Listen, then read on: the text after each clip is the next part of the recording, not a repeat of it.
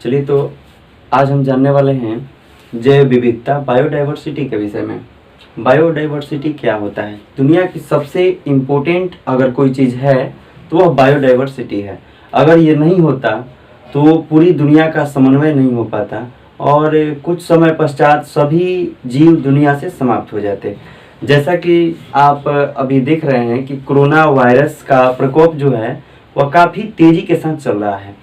अगर जैव विविधता नहीं होता तो वो हर जीव को होता, क्योंकि प्रत्येक जीव में एक ही समान अंग होते, एक ही समान उनकी क्रियाविधि होती, जिसके कारण वे सभी इस वायरस के चपेट में आ जाते। तो जैव विविधता ही है तो बड़ी बड़ी महामारियों के कारण जब भी उनकी उत्पत्ति होती है तो ये जैव विविधता ही हमें बचाने में मददगार साबित होते हैं। तो इस तरह से ये केवल मनुष्य श्रेणी को होता है, ये मैमेलिया श्रेणी को होता है, और इस तरह से आप देख रहे हैं कि ये अन्य जीवों में नहीं होता है। तो अन्य जीवों में अगर ये होना शुरू हो जाएगा तो फिर समझिए कि सृष्टि से सभी जीवों का नामो निशान खत्म हो जाएगा। तो चलिए अभी हम लोग जानेंगे बायोडाइवर्सिटी के विषय में। तो बायोडाइवर्सिटी दो शब्दों से बना है, एक बायोलॉजिकल,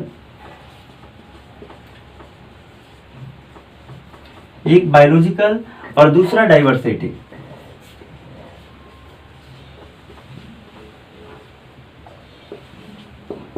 बायोडाइवर्सिटी से बना हुआ है। तो कहने का मतलब है कि बायोलॉजिकल यानी जैविक और डाइवर्सिटी का मतलब होता है विविधता यानी अंतर। तो जीवों में विषमता होने के कारण को ही बायोलॉजिकल डाइवर्सिटी कहा जाता है।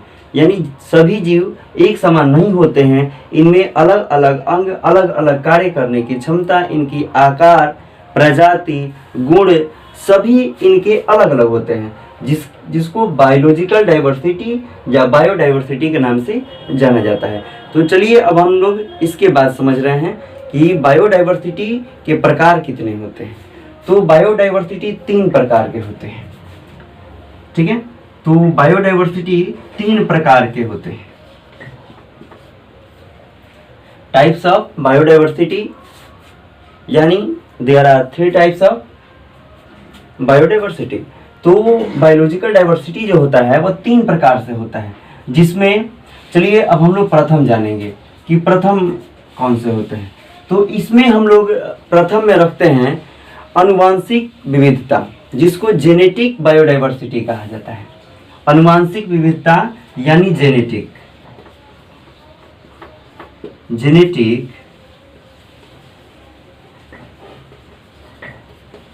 बायोडाइवर्सिटी, यानी जेनेटिक बायोडाइवर्सिटी। इसमें आनुवांशिक विविधताएं शामिल होती हैं।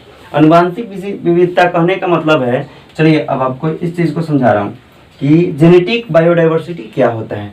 यानी नाम से ही जाहिर हो रहा है कि आनुवांशिक, यानी अगर एक ही, जैसे मानव सभी एक ही प्रकार के होते हैं, लेकिन इनका रंग, गुण, इनके रोग प्रतिरोधक क्षमता ये सभी डिफरेंट होते हैं, बिल्कुल अलग अलग होते हैं। जिस देश में जाइएगा वहाँ के लोगों में अलग अलग प्रकार के कुछ ना कुछ परिवर्तन जरूर दिख जाएंगे, और इस परिवर्तन में चेहरे का आकार, शरीर का आकार, गोरा, काला, ये सभी चीज होते हैं। जैसे शरीर के या फेस के किसी अन्य भागों का कुछ अलग तरह से हो जाना, तो ये सभी चीज जेनेटिक बायोडाइवर्सिटी में शामिल होता है। और दूसरा जो होता है हम लोगों का, वह होता है स्पीसीज विविधता, यानी स्पीसीज डाइवर्सिटी जो होता है, स्पीसीज डाइवर्सिटी। तो स्पीसीज जो डाइवर्सिटी होता है, इसमें अब चलिए इसके पहले जानिए कि स्पीसीज होते क्या हैं। स्पीसीज कहने का मतलब है कि जितने भी जीव होते हैं वे सभी अलग वर्ग के होते हैं, अलग जाति के होते हैं और अलग प्रजाति के होते हैं, और इन सभी जाति, वर्ग और प्रजाति के समूहों को स्पीसीज कहा जाता है। तो ये स्पीसीज डाइवर्सिटी जो होता है वह वर्ग, जाति और इन सभी चीजों को मिला के संपन्न होता है। तो ये स्पेसीज डाइवर्सिटी होता है, यानी वर्ग में परिवर्तन, जाति में परिवर्तन और प्रजाति में जो भी परिवर्तन होते हैं उसको स्पीसीज डाइवर्सिटी कहा जाता है। तो चलिए इसके बाद अब हम लोग जानेंगे पारिस्थितिकी विविधता, यानी जिसको हम लोग इकोलॉजिकल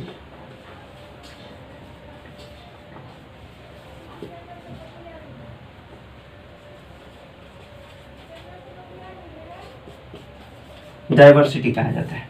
तो चलिए यहाँ आप देख रहे हैं 1 number genetic biodiversity. Genetic diversity में होता है अनुवांशिक विविधताएं, जिसमें अनुवांशिक गुणों के आधार पर यानी सबको बांटा जाता है। स्पीसीज होते हैं जिसमें वर्ग, जाति, समूह इसके आधार पर बांटा जाता है। और इकोलॉजिकल होता है, इसमें पारिस्थितिकी आता है। तो पारिस्थितिकी विविधता होती है। चलिए अब हम लोग जानते हैं कि पारिस्थितिकी होता क्या है। पारिस्थितिकी कहने का मतलब है कि जो भी इकोलॉजिकल है, जो भी हमारे इन्वायरमेंटल में जो भी हमारे पर्यावरण में अलग अलग प्रकार के जीव हो, समूह हो, या ये सभी जो होते हैं पेड़ पौधे, इन सभी की अलग अलग प्रजातियां पाई जाती हैं, जिसको इकोलॉजी डाइवर्सिटी कहा जाता है। इसको 3 भागों में बांटा जाता है।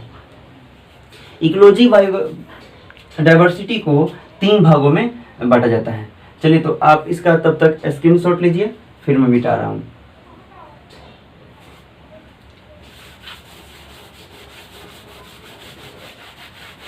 तो कहने का मतलब है कि इस तरह से जो इकोलॉजिकल बायोडाइवर्सिटी होता है, यानी तीसरा जो फ्रंट होता है,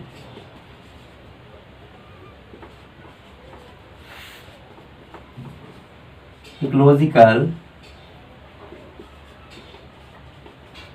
डाइवर्सिटी जो होता है, यानी पारिस्थितिकी विविधता जो होता है, इसको 3 भागों में बांटा जाता है। एक जिसको अल्फा कहा जाता है, दूसरा एक अल्फा डाइवर्सिटी, दूसरा बीटा डाइवर्सिटी, और तीसरा जो होता है उसको हम लोग गामा डाइवर्सिटी के नाम से जानते हैं। तो आपने जाना अल्फा डाइवर्सिटी, बीटा डाइवर्सिटी और गामा डाइवर्सिटी। तो ये जानिए कि अल्फा, बीटा और गामा डाइवर्सिटी होते क्या हैं। तो अल्फा होता है यानी एक ही वर्ग समूह के जितने भी जीव पादप होते हैं उनके गुणों में परिवर्तन, तो ये होता है अल्फा। बीटा होता है यानी एक जगह के जीव अगर दूसरी जगह जाते हैं और उनके कुछ अनुवांशिक गुणों में या किसी भी प्रकार का परिवर्तन होता है, जिसको बीटा डाइवर्सिटी कहा जाता है। और तीसरा जो है गामा, यानी इन दोनों के सम्मिलित रूप को गामा डाइवर्सिटी कहा जाता है। यानी ये दोनों के सम्मिलित रूप होते हैं, यानी इसमें जो भी होते हैं गामा डाइवर्सिटी में, ये सभी एक साथ ही होते हैं। यानी इसमें आए हुए भी और गए हुए भी जो भी प्रजातियां होती हैं, यानी अलग अलग प्रजातियों के मिलने से जो भी नई प्रजातियां बन जाती है, वह गामा डाइवर्सिटी होता है। तो ये चीज आप समझ रहे हैं। इसके साथ ही अब इसमें देखिए कि अब वितरण के विषय में जाना जाएगा। इसमें हम लोग जानेंगे डिस्ट्रीब्यूशन ऑफ डाइवर्सिटी, यानी डिस्ट्रीब्यूशन कैसे होता है।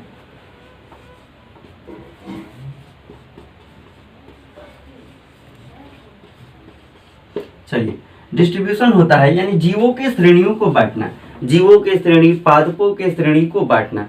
तो विश्व में 12 मेगा डाइवर्सिटीज हैं, जिसमें भारत भी एक शामिल है।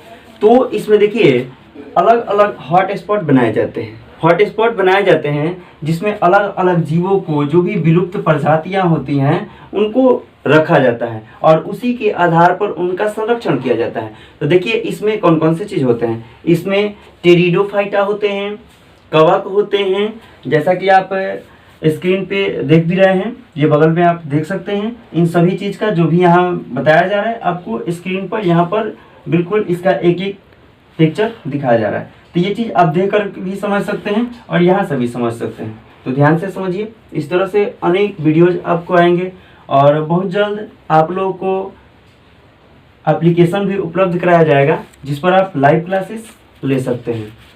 तो इस तरह से आप हमारे चैनल के साथ जुड़े रहिए।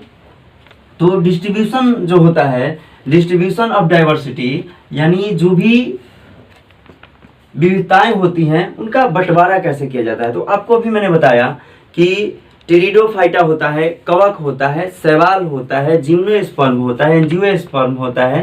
तो ये पादपों की श्रेणी होते हैं और इसी तरह से जीवों की भी श्रेणी होते हैं। अगर ये विविधताएं नहीं रहें तो पूरी सृष्टि से सभी प्रजाति के जितने भी जीव होते हैं वे समाप्त हो जाएंगे। इसलिए जब सृष्टि का निर्माण हुआ होगा उस समय इसके बनाने वाले का दिमाग कितना तेज चला होगा, आप इसका अंदाजा लगा सकते हैं, क्योंकि इसका दिमाग का परिचय यही है कि अलग अलग रूपों में इसको बनाया गया है, क्योंकि एक महामारी दूसरे में नहीं फैले और इस तरह से इस सृष्टि को बचाया जा सकता है, वरना पूरे सृष्टि का ही समापन हो जाएगा। तो चलिए अब हम लोग जान रहे हैं कि जैव विविधता का महत्व क्या होता है, जैव विविधता है क्यों महत्वपूर्ण है। अभी आपको मैंने बताया कि इम्पोर्टेंस ऑफ बायोडाइवर्सिटी क्या होता है, कि जैव विविधता का महत्व जो होता है, अगर जैव विविधताएं समाप्त हो जाएंगी तो सभी जीव भी समाप्त हो जाएंगे, क्योंकि सभी जीव एक दूसरे से समन्वय बनाकर अपनी गतिविधियों को चलाते हैं और इस तरह से उनका ये विशेष महत्व होता है। तो आप समझ सकते हैं कि यानी हमारे लिए जैसे कि हम लोग पक्षियों को रखते हैं या कोई भी चीज़ को रखते हैं, दुनिया में जितने भी पेड़ पौधे हैं, पशु पक्षी हैं, ये सभी किसी ना किसी रूप में एक दूसरे को सहायता करते हैं। तो यही इसकी सहायता करने का गुण जो है जैव विविधता को अधिक महत्वपूर्ण बना देता है। तो ये रहा इम्पोर्टेंस ऑफ बायोडाइवर्सिटी। तो चलिए इसके बाद अब हम लोग जानते हैं कि बायोडाइवर्सिटी का महत्व जब इतना है हमारे जीवन में, तो फिर इसका भी ह्रास होता होगा, इसका लॉस होता होगा, इसका भी क्षति होता होगा। तो चलिए अभी हम लोग जानेंगे लॉस बायोडाइवर्सिटी क्या होता है। तो नेक्स्ट हम लोगों का पॉइंट है लॉस ऑफ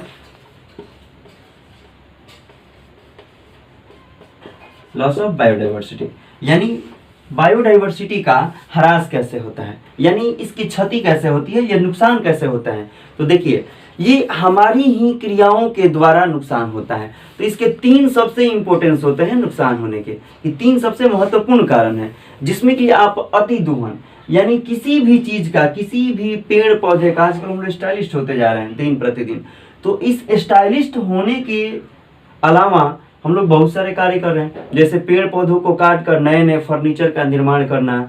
तो ये सभी चीजें जब होती रहेंगी, हमारे स्टाइल मेंटेनेंस बढ़ते रहेगा, तो अति दोहन होगा, और अति दोहन होगा तो पेड़ पौधों की प्रजातियां समाप्त हो जाएंगी, और जैसे ही पेड़ पौधों की प्रजातियां समाप्त होंगी, उनसे संबंधित, उन पेड़ों से संबंधित जीव भी समाप्त हो जाएंगे। तो इस तरह से एक पहला क्षति होगा। तो इस तरह से दूसरा क्षति जो होगा आवासीय क्षति, यानी कहने का मतलब दुनिया का सबसे बड़ा अगर जैव विविधता को संरक्षित करने वाला कोई क्षेत्र है तो वह है अमेजन। यानी वर्तमान समय में उस जंगल में आग भी लगी हुई है और उस जंगल की पूरी डिटेल्स आज तक किसी को नहीं पता है। तो इस तरह से उसको रहस्यमय कहा जाता है। अमेजन के जंगलों को धरती का फेफड़ा कहा जाता है, लंग्स ऑफ अर्थ। तो इस तरह से आप समझ सकते हैं कि आवासीय क्षति होगी, यानी जब जंगल धीरे धीरे समाप्त होते जाएंगे तो उस स्थान में रहने वाले जीव भी समाप्त होने लगेंगे और वे अपने भोजन के तलाश में गांव के क्षेत्रों में, शहर के क्षेत्रों में, यानी बस्ती की तरफ आना शुरू कर देंगे। तो इस तरह से जब वो बस्ती की तरफ आएंगे तो जाहिर सी बात है कि जैसे ही वे बस्ती की तरफ जाएंगे तो लोगों के द्वारा या तो मारे जाएंगे, नहीं तो किसी ना किसी तरह से उनको क्षति जरूर पहुंचाया जाएगा, जिसके कारण वो मर जाएंगे।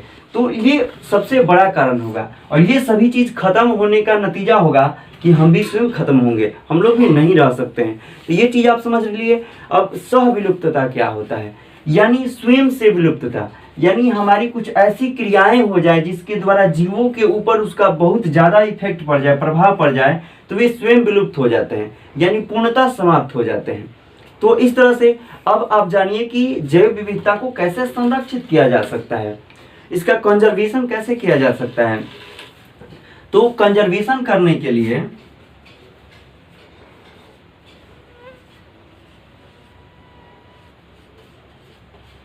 तो इसका कंजर्वेशन यानी संरक्षण, तो इसका संरक्षण कैसे किया जाएगा।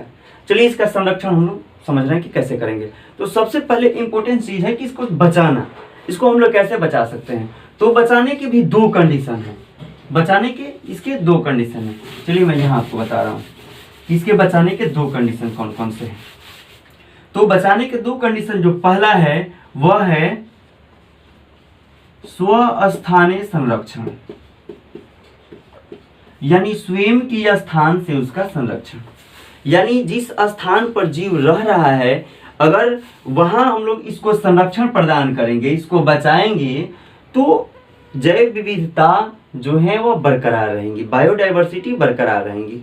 उसके साथ ही बाह्य स्थानीय संरक्षण होता है, यानी हम अपने परिवेश से बाहर,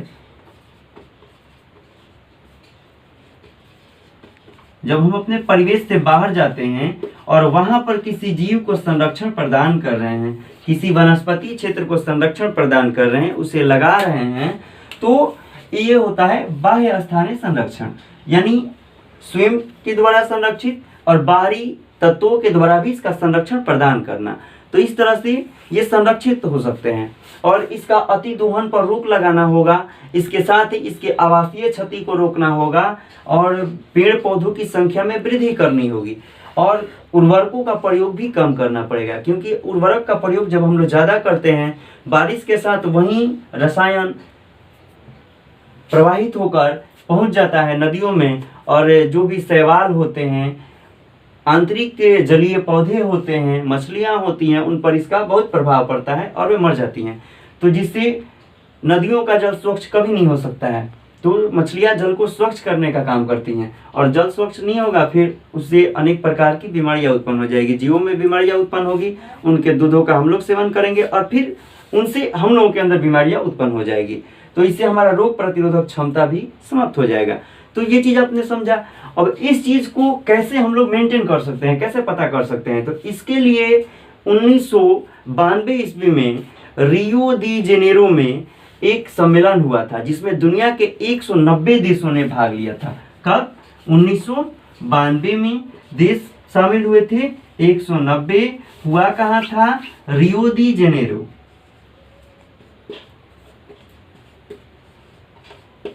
रियो दी जेनेरो में ये सम्मेलन हुआ था और इसको पृथ्वी सम्मेलन के नाम से भी जाना जाता है। तो चलिए, पृथ्वी सम्मेलन क्या होता है? यानी यह प्रत्येक 5 साल पर बनाया जाता है। पृथ्वी सम्मेलन को इसका सभा करने के लिए प्रत्येक देशों के द्वारा प्रत्येक 5 साल पर विश्व स्तरीय मनाया जाता है। ये अलग अलग क्षेत्रों में मनाए जाते हैं। तो इसके तहत जो भी देश अगर पेड़ पौधे की कमी किए हैं या कोई भी प्रकार का उनके यहाँ प्रदूषण लेवल हाई है, जिसको कम करने के प्रयास किए जाते हैं। वैज्ञानिक स्तर पर, सामाजिक स्तर पर, किसी भी प्रकार से इसको कम करने का प्रयास करना चाहिए। तो इस तरह से अब भारत सरकार ने इस चीज को सुरक्षित करने के लिए एक रेड डाटा बुक बनाया। रेड डाटा बुक, यानी इस रेड डाटा बुक में उन सभी जीवों का वर्णन होता है जो समाप्त होते हैं, जो समाप्त होने की स्थिति में होते हैं। तो इसको रेड डाटा बुक में शामिल किया जाता है और उसी के आधार पर अलग अलग हॉट स्पॉट, जैविक क्षेत्र, अभ्यारण्य, ये सभी चीज बनाए जाते हैं। तो इकोलॉजिकल पार्क बनाए जाते हैं और ये सभी जीवों को संरक्षित करने का कार्य करते हैं। तो ये आपका बायोडाइवर्सिटी का फर्स्ट लेसन था। इस तरह से मैं आशा करता हूँ कि आपको ये अच्छे तरह से समझ में आ गया होगा। आप कमेंट करके बताएं कि किस तरह से आपको इसमें क्या और जोड़ना चाहिए, इसे कैसे बनाना चाहिए, क्योंकि आपका ही हौसला हमें और ऊंचाई तक ले जाने में मदद करेगा। और बहुत जल्द आप लोगों को एप्लीकेशन उपलब्ध कराया जाएगा, आप ऑनलाइन भी क्लास कर सकते हैं। तो इसके लिए आप जुड़े रहिए हमारे चैनल से, सब्सक्राइब करते रहिए। Thank you. जय हिंद।